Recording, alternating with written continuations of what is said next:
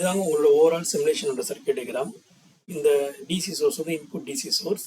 அதுக்கப்புறம் வந்து ப்ராஜெக்ட்ல வந்து பார்த்தீங்கன்னா மாடிஃபைட் செபி கன்வெர்ட்டர் கேட்டனால ஸோ இந்த இண்டக்டர் சர்க்யூட்லேருந்து இந்த இண்டக்டர் ஒரு டிரான்ஸ்ஃபார்மர் டயோட் கெப்பாசிட்டி மூலமாக ஸோ நம்ம ஒரு மாடிஃபைட் செபி கன்வெர்ட்டர் வந்து டிசைன் பண்ணியிருக்கோம். நார்மல் செபி கன்வெர்ட்டர் டிரான்ஸ்ஃபார்மர் இருக்காது. ஸோ இண்டக்டர் கெப்பாசிட்டர் டயோட் இருக்கும். இதில் வந்து ஒரு டிரான்ஸ்ஃபார்மர் வச்சு ஒரு மாடிஃபைட் செபி கன்வெர்ட்டர் டிசைன் பண்ணியிருக்கோம். ஸோ இந்த மாடிஃபைட் செபி கன்வெர்ட்டருக்கு அப்புறமா பிஎல்டிசி மோட்டர் ரன் பண்ணுறதுக்காக நம்ம வந்து ஒரு 3 ஃபேஸ் இன்வெர்ட்டர் வந்து கொடுத்துருக்கோம். ஸோ 6 சுவிட்ச். இந்த 3 ஃபேஸ் இன்வெர்ட்டர் அவுட்புட்டை வந்து நம்ம வந்து மோட்டர் பிஎல்டிசி மோட்டர் வந்து கொண்டு போய் கொடுத்துருக்கோங்க. ஸோ இந்த பிஎல்டிசி மோட்டருக்கு சிக்னல் வந்து எப்படி வருதுன்னா ஸோ ஆல் சென்சார் அப்படின்றத ஒரு பிளாக் நம்ம கனெக்ட் பண்ணி இந்த ஆல் சென்சாரோட பிளாக் நம்ம கனெக்ட் பண்ணி இந்த ஆல் சென்சார் மூலமாக நம்ம வந்து மாஸ்ஃபெட்டுக்கு வந்து ட்ரிகரிங் பல்சஸ் வந்து நம்ம கொடுத்துருக்கோம் ஆக்சுவலாக. ஸோ அப்போ வந்து ஒரு சோர்ஸ், அந்த சோர்ஸுக்கு அப்புறம் ஒரு மாடிஃபைட் செபி கன்வெர்ட்டர், இந்த modified SEPIC converter 3 phase inverter, 3 phase inverter நம்ம யூஸ் பண்ணக்கூடிய லோட் வந்து கனெக்ட் பண்ணியிருக்கோம். இதெல்லாம் நம்ம சிமுலேஷன் வந்து நம்ம ரன் பண்ணியிருக்கோம். ஸோ நம்ம சிமுலேஷனை ரன் பண்ணும்போது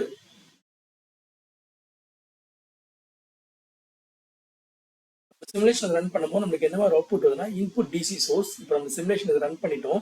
ஸோ இதில் நம்ம என்ன இன்புட் கொடுத்துருக்கோம் அப்படின்னா இதை ரன் பண்ணி பார்த்தீங்க அப்படின்னா இதில் வந்து நான் 20 வோல்ட் இன்புட் கொடுத்துருக்குங்க. ஸோ என்னோட இன்புட் வோல்டேஜ் வந்து 20 volt input voltage DC input. So அப்போ இது வந்து செபி கன்வெர்ட்டர் மாடிஃபைட் செபி கன்வெர்ட்டருக்கு போகும்போது என்னோட வோல்டேஜ் ஆனது, என்னோட அவுட்புட் வோல்டேஜ் ஆனது உங்களுக்கு வந்து பார்த்தீங்கன்னா அரௌண்ட் 280 வோல்ட் கிட்ட வருது. அரௌண்ட் 250 260 கிட்ட ஒரு 250 to 100 இருக்கு. ஸோ 250 260 கிட்ட அவுட்புட் வோல்டேஜ் வருது உங்களுக்கு. அபவுட் 250 வோல்டேஜ் இது கன்வெர்ட்டர். அப்போ 20 வோல்ட் ஆனது என்னோட மாடிஃபைட் செபி கன்வெர்ட்டர் போகும்போது அபவுட் 250 வோல்ட் மேலே கிடைக்குதுங்க. ஸோ இந்த வோல்டேஜ் கொண்டு போயிட்டு என்னோட 3 ஃபேஸ் இன்வெர்ட்டரோட பிளாக்ல கொடுத்துருக்கேன். ஸோ அந்த 3 ஃபேஸ் இன்வெர்ட்டரோட பிளாக்ல கொடுக்கும்போது என்னோட மோட்டருக்கு வந்து அவுட்புட் போகுது. அப்போ 3 ஃபேஸ் இன்வெர்ட்டர் அவுட்புட் நீங்கள் செக் பண்ணி பார்த்தீங்க அப்படின்னா வந்து ஸ்கொயர் வேவ் அவுட்புட் வரும்.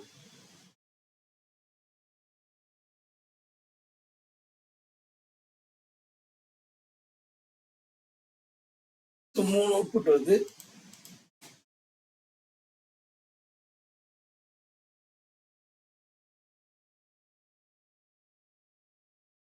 ஸோ 3 அவுட்புட் இதை ஜூம் பண்ணிங்க அப்படின்னா RYB அப்படின்ற ஒரு 3 அவுட்புட் வரும்.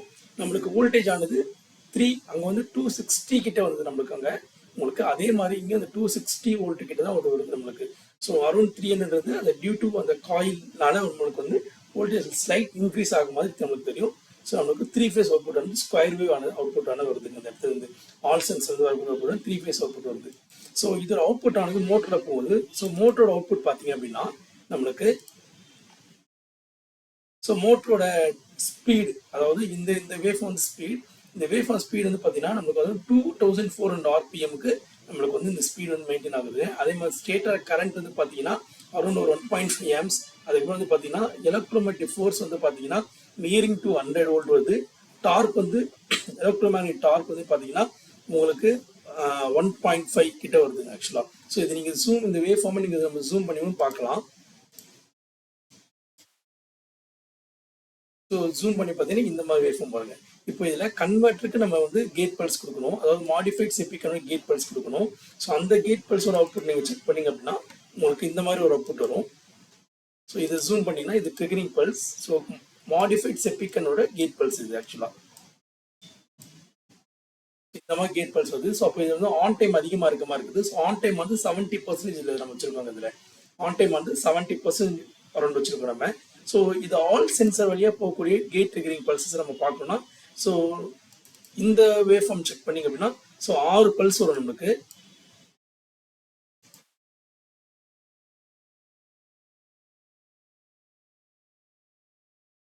ஸோ நமக்கு 6 பல்ஸ் வரும். S1 S2 S3 S4 S5 S6 6 MOSFET இருக்கனால 6 மாஸ்ஃபெட் வரும். இது வந்து இன்வெர்ட்டரோட கேட் பல்ஸ் ஆக்சுவலாக. இப்போ இதில் ஆல் சென்சார் அப்படின்னு சொல்றது வந்து பார்த்தீங்க அப்படின்னா ஆல் சென்சார் ஒரு பிளாக் இருக்குங்க.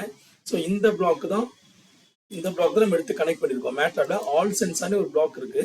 ஸோ இந்த பிளாக்ல தான் நம்ம வந்து மோட்டரோட ஃபீட்பேக் எடுத்து வந்து கனெக்ட் பண்ணியிருக்கோம். ஸோ இது நம்ம டபுள் கிளிக் பண்ணோம் அப்படின்னா நம்மளுக்கு இது மாதிரி ஒரு வேவ்ஃபார்ம் இன்பில்ட், இது எல்லாமே இன்பில்ட்டாக இருக்கக்கூடியதுங்க.